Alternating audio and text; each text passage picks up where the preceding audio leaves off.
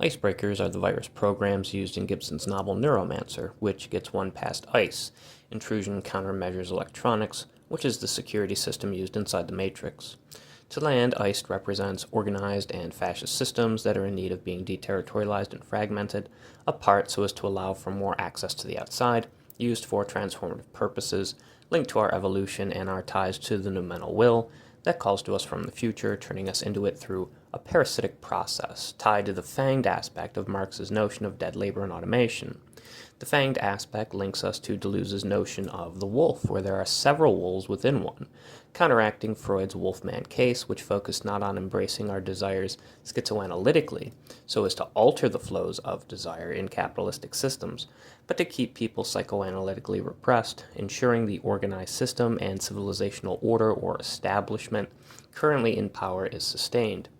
Odd that immigration and customs enforcement should also have the acronym of ICE in our modern day times, tied to the Trump administration and the concentration of alien immigrants in areas like Trump's own Alligator Alcatraz, where each ICE member acts as a type of Turing cop. We have noted before how via hyperstition fictions can turn into facts, similar to how subject and object can be swapped through reification in the Marxist sense, tied also to Deleuze's notion of virtual potentiality, which is linked to the body without organs and thus the deterritorialization process. Viruses, similarly, are those programs which can corrupt organized systems in Land's philosophy, escaping ordered establishments via a line of flight to the outside, corrupting or altering the codified and thus linguistic system of identity or fascist identicality itself, differentiating the system so as to foster difference.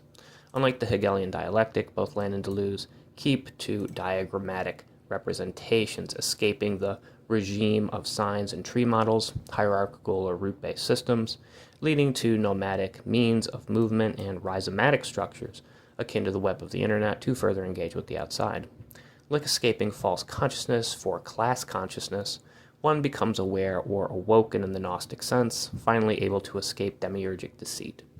This leads to the corruption or inversion of the codified ideologies embedded within organized systems, altering the flow of desire, allowing the virtual to come into actual existence, akin to demonic summoning via hyperstition or the body without organs. Deregulation and privatization have been part of the conservative and neoliberal agenda for some time, introducing shock doctrine, as noted by Naomi Klein, focusing on Milton Friedman and the Chicago School and their ties to Augusto Pinochet, leading to the 1973 Chilean coup d'etat, as well as things like Reaganomics, so as to highlight upon how the policies of deregulation and privatization are pushed upon a mind-controlled or ideologically enslaved or otherwise oblivious or overwhelmed society, leaving citizens with little while corporations and a wealthy sector of society prospers. Trump's Big Beautiful Bill comes to the forefront of such a system. The idea of moving fast and breaking things, as noted by CEOs like Mark Zuckerberg, have been used by tech bros to link to the idea of innovation, tied to people like Peter Thiel and Curtis Yarvin's Butterfly Revolution, leading to micronations or freedom cities themselves, akin to Patry Friedman's, who's the grandson of Milton Friedman, and his Seasteading Institute's initiatives. They have also been used by totalitarian and fascist systems, as noted by the Nazis, where Hitler dismantled democracy in under 60 days. Trump's policies, correlating to Doge's deregulation and downsizing of the government, have been linked to people like Viktor Orban, who, as noted by Human Rights Watch, have led to the dismantling of democracy and human rights by amending Hungary's constitution. This has been tied to Trump and America's own constitutional crisis, where, among various other unconstitutional executive orders, the Supreme Court has since sided with Trump on allowing him to amend the 14th Amendment itself. I'll put a few links that highlight some of the overall ideas of how we're headed towards autocracy, especially noting how the Supreme Court gave Trump absolute immunity, as noted in 23-939 Trump v. United States, as well as the current decision in 24A884 Trump v. CASA, Inc., which basically prohibited federal courts from issuing universal injunctions, preventing them from blocking executive orders.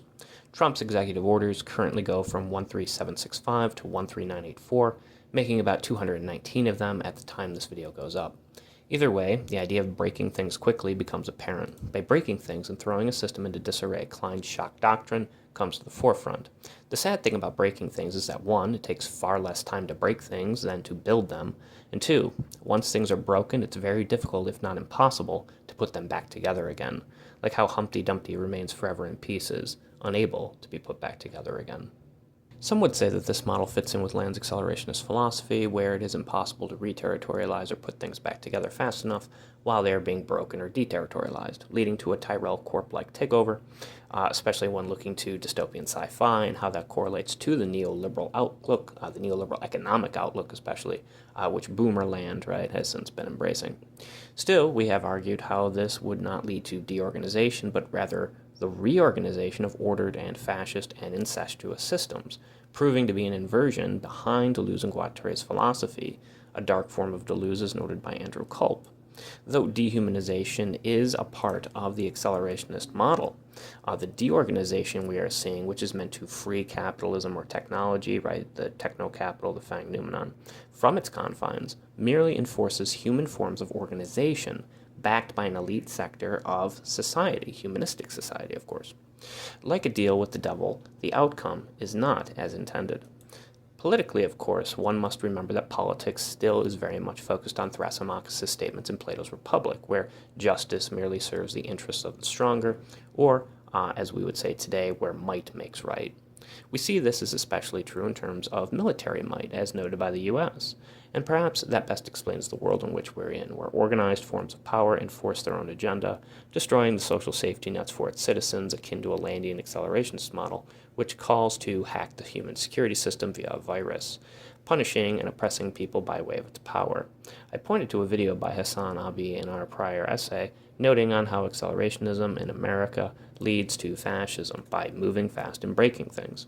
which again is an inversion of one of the basic tenets of the philosophy itself, being anti-fascist in the Deleuzian and Guattarian sense. In times like these, I am often reminded of F. Scott Fitzgerald's words from The Great Gatsby, which goes as such: "They were careless people, Tom and Daisy. They smashed up things and creatures, and then retreated back into their money or their vast carelessness, or whatever it was that kept them together, and let other people clean up the mess they had made."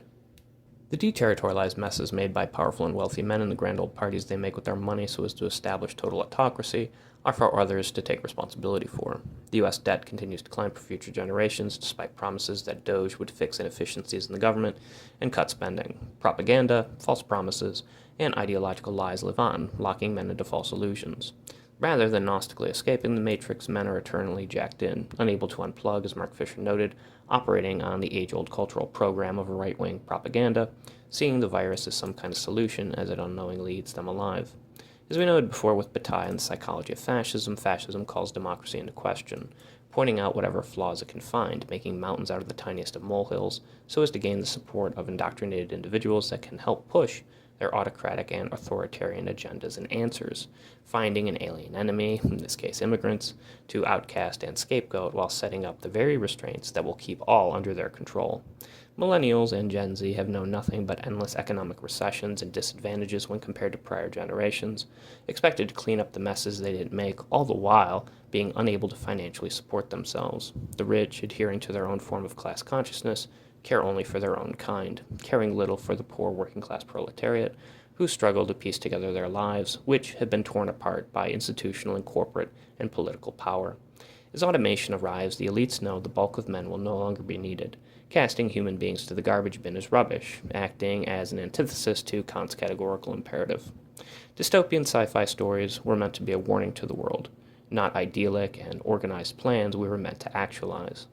Such is a Faustian civilization that seeks to approach the infinite new mental forces, as Oswald Spengler noted, conquering amidst Occidental decline. Fictions turn into fact, but only in the worst way possible. Such is what it means to hyperstitionally summon demons, I suppose, and to make a deal with the devil.